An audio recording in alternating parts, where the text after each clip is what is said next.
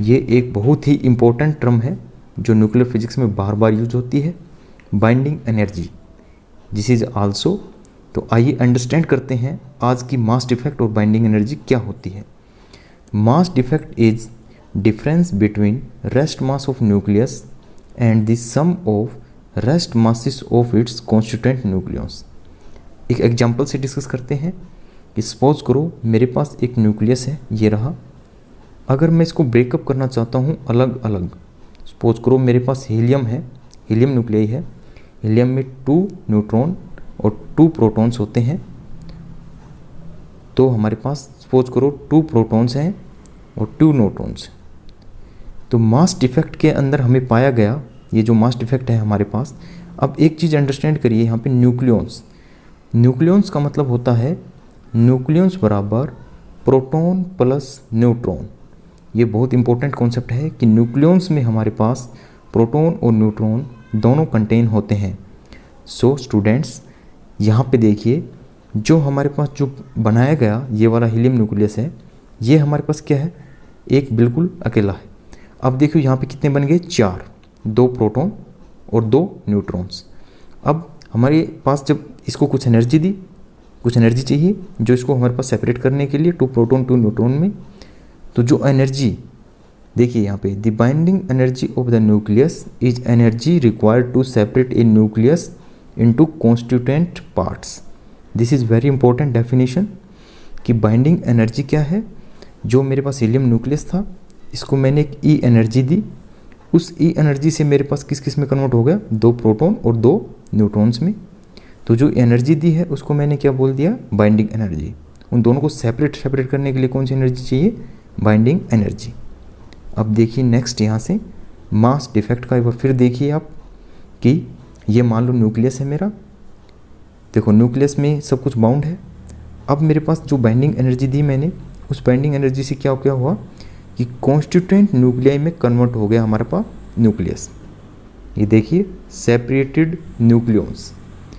अब एक चीज़ यहाँ पे मिला कि जो मेरे पास इसका मास है, ये जो न्यूक्लियस का मास है, जो न्यूक्लियस का मास है ये वाला, ये मास हमारे पास कम मिला।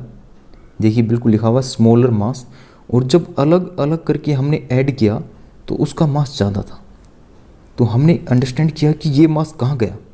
ये देखिए यहाँ पे इसका मास जो हमारे पास एक सिंपल न्यूक्लियाई है, ये देखिए ये एक न्यूक्लियाई है और इसको मैंने कन्वर्ट कर दिया 2 के अंदर, ठीक है। तो इसका मास है वो मेरे पास कैसे मिला, स्मॉल। और इन दोनों का मास कैसा मिला मेरे को, लार्ज। एटॉमिक मास यूनिट में जब हम करते हैं, मान लो 1U यहाँ पे, और इधर भी कन्वर्ट किया मैंने, तो यहाँ पे जब दोनों का जब मिला के मिला तो 1U से ग्रेटर देन मिला मेरे को, ठीक है ना। एटॉमिक मास यूनिट में मेजर करते हैं, मैं लास्ट लेक्चर में बता चुका हूँ इसके बारे में। तो देखिए अब जो बाइंडिंग एनर्जी है, एक चीज़ हम पढ़ते हैं, मास का एनर्जी में कन्वर्ट होता है, एनर्जी का मास में कन्वर्ट होता है। तो बाइंडिंग एनर्जी इक्वल टू जो मास जो मेरे पास बीच में जो चला गया, जो कन्वर्ट हो गया, डेल एम मास इंटू सी स्क्वायर। तो जो मेरे पास एनर्जी है वो किसके बराबर आ गई, बाइंडिंग एनर्जी इक्वल टू जो मेरे पास डेल एम मास है इंटू सी स्क्वायर। ये डेल एम क्या है, जो मेरे पास मास का डिफेक्ट हुआ है वो वाला मास डेल एम। तो अंडरस्टैंड करेंगे हम एक एग्जांपल से। अभी देखिए नेक्स्ट स्लाइड के अंदर, binding energy, the missing energy that keeps the nuclei together.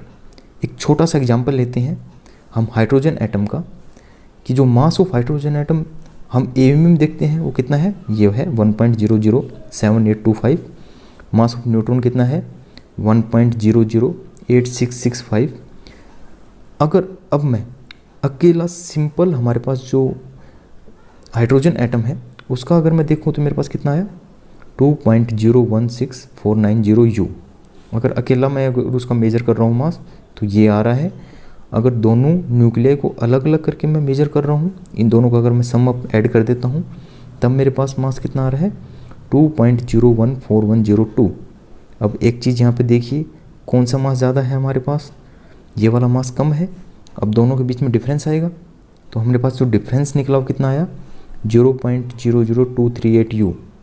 और उसको मल्टीप्लाई कर देंगे किससे, एक U का कितना होता है, 1 U बराबर 931.8 मेगा इलेक्ट्रॉन वोल्ट, ये हम पढ़ चुके हैं प्रीवियस लेक्चर में।